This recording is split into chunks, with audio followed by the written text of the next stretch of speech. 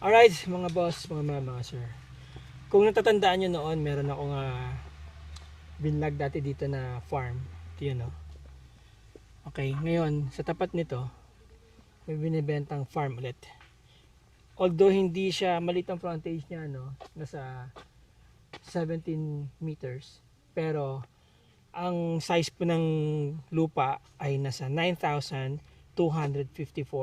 square meters.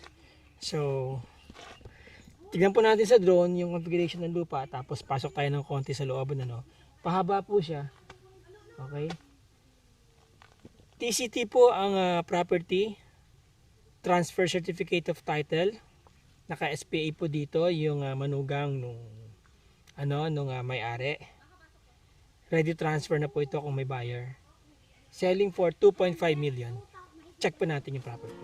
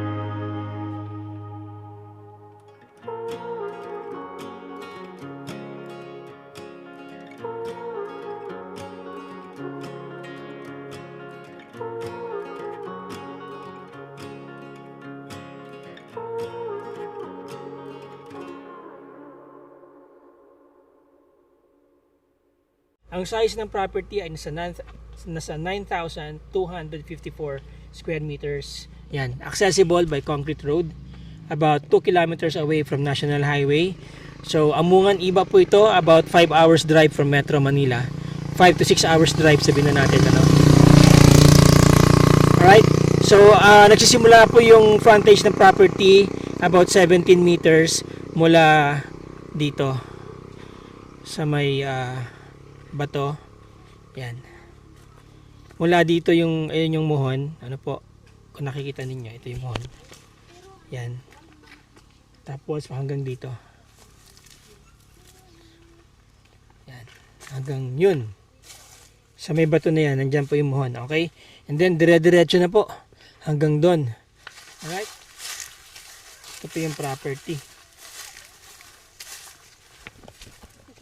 Simula dito. Dire-diretso. Hanggang saan po yan? Sir, lagpas pa po dun sa may puno na yun. Lagpas pa po sa may puno na yon. Okay. Diretso po yung sukat niya ng frontage dito sa harap, ganun din po dun sa likod.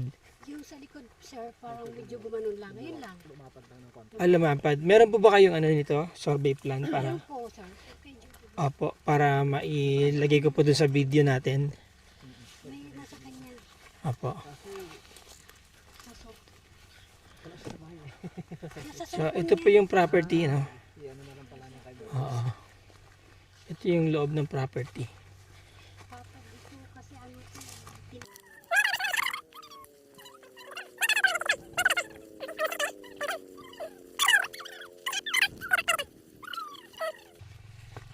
Ito pong poste na yan, ano po yan? wala yan, sir, pang samantala lang yan. Pansamantala. Meron nagtanim dati dito ng pakwan. Okay. Basta nakikita niyo naman po doon sa sir. Ano po tinatanim dati dito? Paano po source ng tubig dito, ma'am? Nagtaano po kami, nagtanim kami dito ng mga gulay. May tubig naman po dito. Nagtanim kami ng ano dati dito, bomba. Bomba.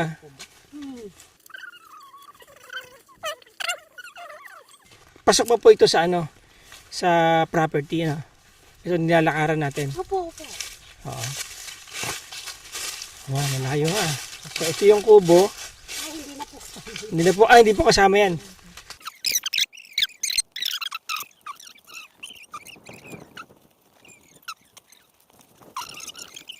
Maganda ang Pakwanan siya. Pakwanan to nung maganda ang itong gulay tag-ulan dito lang. eh. Pakwanan. Maganda po sa mga dito. Mataba ang lupa, no? Ito duhat.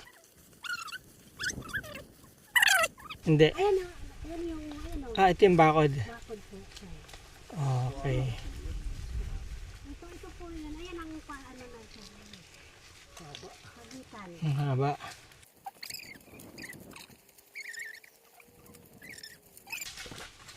Dito ba ng kambing, oh? Ay, dito. Dito. Dito. Meron pagdating sa dulo, gumano lang ng kanti sa lumuwa. Parang palakol siya. Opo, pero hindi masyadong palakol. Oo. Ayan, ito. Ano mga tanim namin. Mm. Yan po mga banggay, di nakasama yan. Hindi po, pagitan lang po. Pagitan yan. So may nakapasok na mangga dito. Wala. Okay. Mm. Kailan pang hangganan na? Okay. Ayun. Ayun, may buho doon. Opo. Buho tapos gumanon. Oo. Sa pakaliwa. Okay. Ito, ito, ayun. Dalawang duhat na malalaki. Yung malalaking duhat na yun. Doon tatamaan niya doon, may duhat na doon. Ito, tsaka ito. Pagitan, May ito. ano, sir, may mangga po, sir. Yan. Tsaka doon sa may mangga. Opo. Malapad ah. Malapad po, sir. Mga 20. Mas mahaba yung pag ganun. Mga 20 metros, ano? Meron po. Mula dito papunta doon. Sa ano naman yung ipasa mo na lang sa kanila yung mapa. No? O, yung mapa. Boss. Harapan nasa 17 meters din. 17 medyo bumuka pala dito sa likod. Opo, sa likod lang. Hindi naman siya nag-interest. Naglagay ng pato ng interest. Anong puno to? Ewan ko po. No? Hindi, wala namang problema, sir. Kung mag-interest kahit kaunti, magbibigay ako. Kusang loob nyo na. Opo. Natulungan din niya ako. O, para wala. So mula dito, tas yan na naman. Nasa may saging. Ito po dito. Oo. Yun. Tas yan na naman, ito.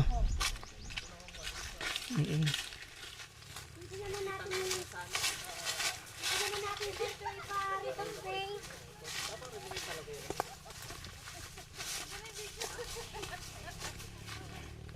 Saan magsisimula at uli ate?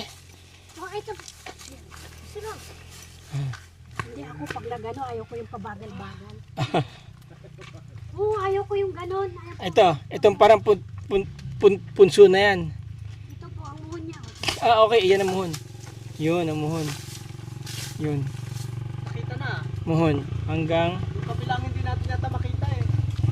Nakita mo na rin ba, te?